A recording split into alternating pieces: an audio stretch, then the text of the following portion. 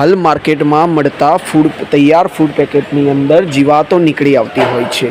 ત્યારે આ દ્રશ્યો તમે જોઈ રહ્યા છો કે ઇન્સ્ટન્ટ ખીર પેકેટમાંથી એક બે નહીં પરંતુ જીવાતોના ઢગલા નીકળ્યા છે।